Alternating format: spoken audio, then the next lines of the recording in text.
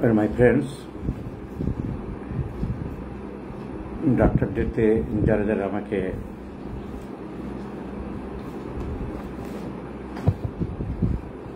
Respect জানিয়েছে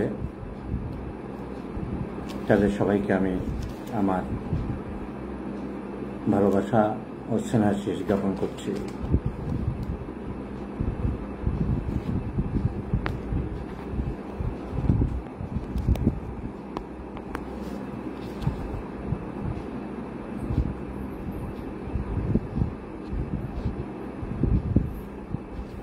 আজকে অনেক রাত হয়ে গেল, আমার হঠাৎ মনে হলো যে ডক্টরস ডেতে একটা কিছু আলোচনা করা যাক, কিন্তু এটা বাসা থেকে অন্য একটা জায়গায়, আমাদের ওখানে যেখানে থাকি ওখানকার পরিবেশটা ভালো না।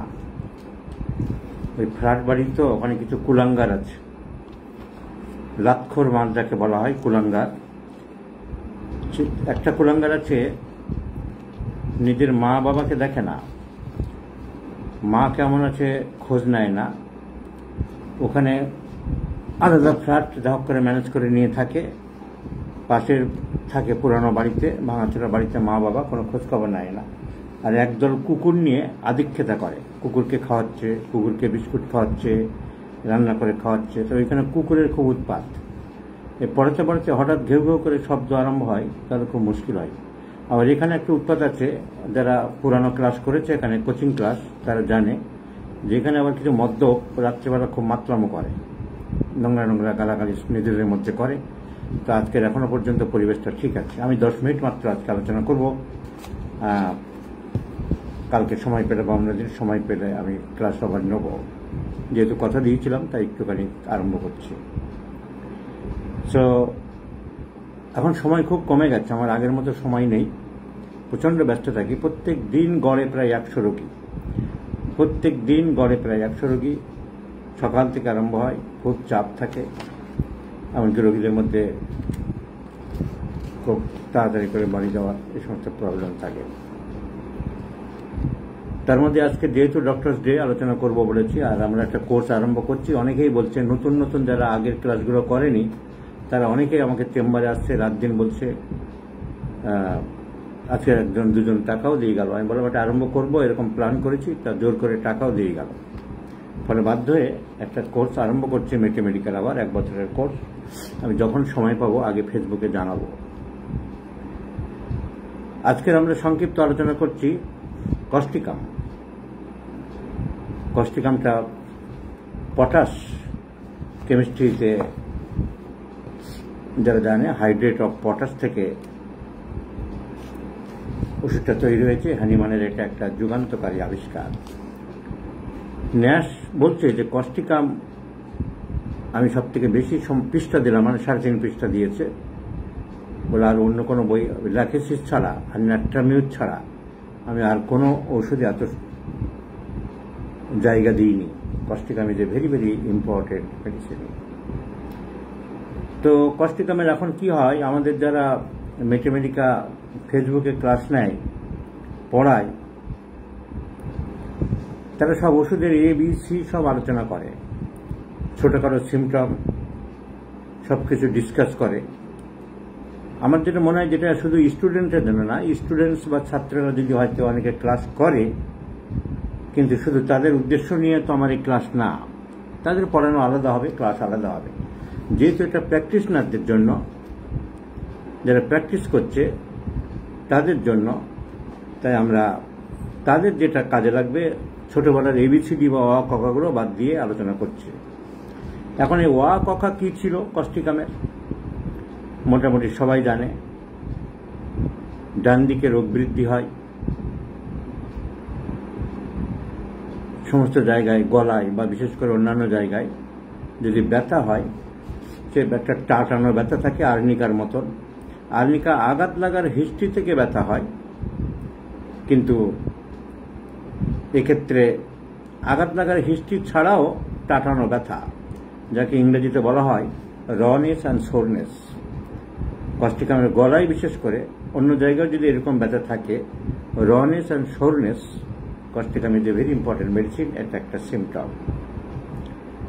কস্টিকামের অ্যাংজাইটি খুব বেশি থাকে, টেনশন খুব বেশি থাকে আর্সেনিকের মতন, কিন্তু আর্সেনিকের মতন মৃত্যু হয় থাকে না, কিন্তু সব ব্যাপারে একটা টেনশন, অ্যাংজাইটি, উৎকণ্ঠা, কি হবে, কাজটা সাকসেস হবে কিনা, পারবো কিনা, হবে কিনা, লোকটা আসবে কিনা, একটা উৎকণ্ঠিত জীবনযাপন থাকে। এইসবগুলো পুরানো সিমটম, সবাই জানে। ঠান্ডা লেগে কোল্ড এক্সপোজারের পরে নানান রকম অসুবিধা হলে, বিশেষ করে গলার ট্রাবল যদি হয়, স্বরভঙ্গ যদি হয়, বা কোনো একটা যদি একাঙ্গিন পক্ষাঘাত যাকে বলা হয়, কোনো একটা পার্টিকুলার গলা প্যারালিসিস হয়ে গেল, বা চোখের প্যারালিসিস হয়ে গেল, বা মুখের প্যারালিসিস হয়ে গেল, কস্টিকাম ফার্স্ট মেডিসিন চিন্তা করব আমরা। কস্টিকামের কাশি অনেকেই জানে, কাশি যদি ঠান্ডা জলে কমে তাহলে আমরা কস্টিকাম ভাবি। কস্টিকাম আর আছে কোপ্রামেট। কস্টিকামের আরেকটা সিমটম আমরা অনেকেই খেয়াল করি, যে প্রস্রাব লাগলে দেরি করতে পারে না, সেটা ইন্টারপ্রিটেশন করে স্টুলেও হবে। প্রস্রাবে ইউরিনে বেশি বলা আছে, কিন্তু স্টুলেও হবে, কারণ মাসেলটা উইক করে দেয়। যে স্পিন্টার মাসেল, যে গার্ড মাসেলস, যে valve of the rectum and bladder, that becomes weak, ফলে কন্ট্রোল করতে দেরি হয় কস্টিকামে। কস্টিকাম আঁচিলের, বিশেষ করে ছোট ছোট আঁচিল যদি শরীরের উপরে পাটে হয়, অন্য সিমটম সবসময় কিছু না কিছু মেলাতে হয়, না মিলিয়ে করে দেয় না। উপরের পাটে ছোট ছোট আঁচিল হলে কস্টিকাম আমরা অন্য সিমটমের সাথে চিন্তা করি। রাইট সাইডের aggravation, mental anxiety, tension, mental sympathetic, তার দয়া মায়া সহানুভূতি বেশি থাকে। কস্টিকাম মিষ্টি খেতে চায় না, কিন্তু আবার কোথাও কোথাও দেখা গেছে অনেক হোমিওপ্যাথিক ওষুধে কন্ট্রা ইন্ডিকেটরি সিমটম থাকে। কস্টিকাম কিন্তু মিষ্টি খেতেও ভালোবাসে, যে এক জায়গায় বলেছে অনেকে, এবং আমিও দেখেছি তাই অনেক জায়গায়। যেমন ক্যারিকারবের রাইট সাইডের মেডিসিন, কিন্তু হেডেক, ফ্রন্টাল, খুব ক্যাপিটালে লেখা আছে লেফট সাইডের অ্যাগ্রাভেশন, এরকম অনেক জায়গায় আছে কন্ট্রাইন্ডিকেটেড সিমটম। সিপিয়া যেমন ঝড় বৃষ্টি ভয় পায়, আবার ঝড় বৃষ্টিতে খুব আনন্দও পায়। সো কন্ট্রাডিক্টরি সিমটম, মিষ্টি খাওয়ার ব্যাপারটা, তাহলে মিষ্টি পছন্দ হতে পারে, বেশিরভাগ ক্ষেত্রে অপছন্দ। যদি গ্রেডেশন ধরি তাহলে অ্যাভারশন টু সুইটস, মিষ্টি অপছন্দ বেশি ইম্পর্টেন্ট। আর অন্যান্য সিমটমের মধ্যে ফসফরাস এবং গ্রাফাইটিস। কখনো কখনো মিষ্টি খেতে যদি ভালোবাসে, আমরা কি হয়, একটা সিমটম নিয়ে কখনো পড়ে থাকবে না, সবসময় লক্ষ্য রাখবে অন্যান্য সিমটম যদি মেলে, তাহলে আমাদের একটা দুটো সিমটম নিয়ে পড়ে থাকার বা চিন্তা করার কোনো অবকাশ নেই। কাশি ঠান্ডা জলে কমে, কাশির সময় শরীরের দূরবর্তী স্থানে ব্যথা হতে পারে, এটা একটা পিকুলার সিমটম। যদি পায়ে ব্যথা হয়, হাতে ব্যথা হয়, হিপ জয়েন্টে ব্যথা হয়, কস্টিকাম আমরা ভাবি। কস্টিকাম কিন্তু পাতে কাঁচা নুন খেতেও ভালোবাসে। ডিজার ফর সল্ট, অন্যান্য ওষুধ আছে, ন্যাট্রামিউর, ল্যাকটানাইনাম, conium maculatum, argentum nitricum, carbo veg. Causticum পাতে কাঁচা নুন খেতে ভালোবাসে। কস্টিকামের মাংস খেতে ভালোবাসে, এটা ডাইরেক্ট কোথাও বলা নেই, বলা হচ্ছে স্মোকড মিট, মানে শিক কাবাব, যেটা মাংসটা অনেক জায়গায় আমাদের দেশে এখানে বিশেষ করে শিক কাবাব যেসব রেস্টুরেন্টগুলো করা হয়, সেই ধরনের মাংস খেতে ভালোবাসে।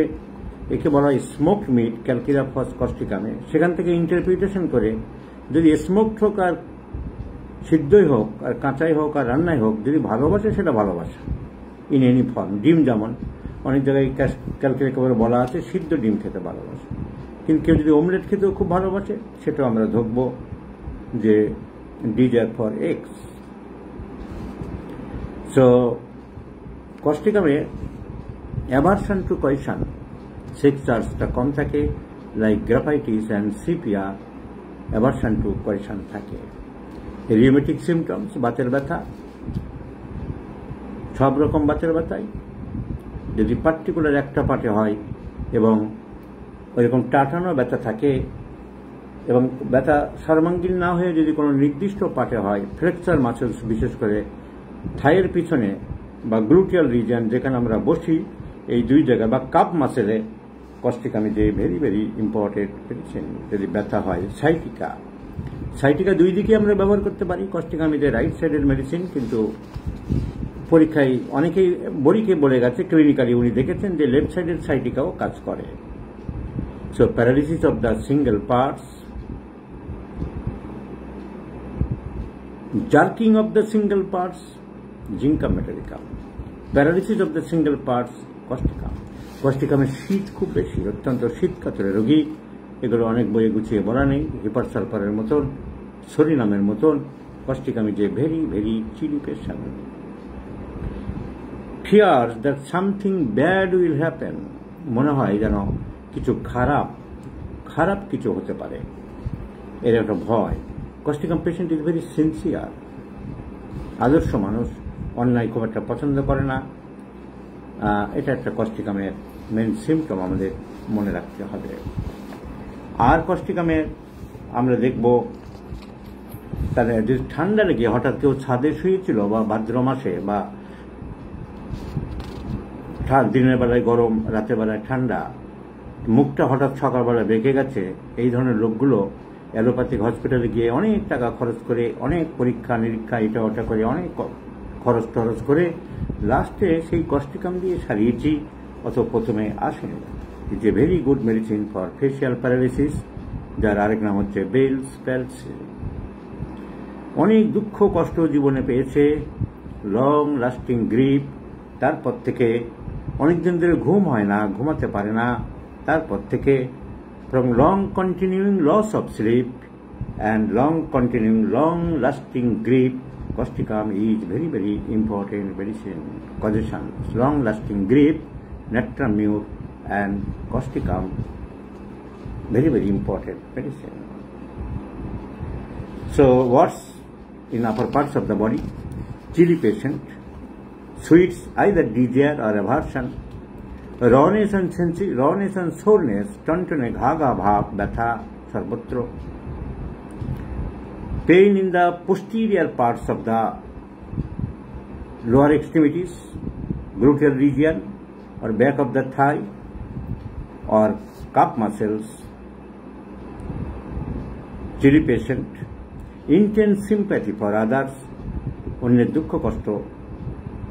হয়তো চেম্বারে বসে আছে, তার টার্ম এসে গেছে, দেখছে অনেকে চেঁচামেচি করছে, এই বলছে আমি দূরে বাড়ি যাবো, ডাক্তারবাবু আমি মেদিনীপুর যাবো, পুরুলিয়া যাবো। উনি বললেন ঠিক আছে ওনাদের দিয়ে দিন, অনেক দূরে যাবে ডাক্তার, ওনাকে দিন, আমি একটু বসছি। অনেক সিমটম রোগীরা তাদের ব্যবহারে, কথাবার্তায় বুঝিয়ে দেয়, সেটা আমাদের মনে রাখতে হবে। দাঁড়িয়ে দাঁড়িয়ে পায়খানা করতে বা মলত্যাগ করতে ভালোবাসে। আমরা সিমটমকে অ্যানালিসিস অ্যান্ড এভালুয়েশন বা ইন্টারপ্রিটেশন বলে একটা কথা আছে, যেটা অনেকে করি না বা বুঝি না।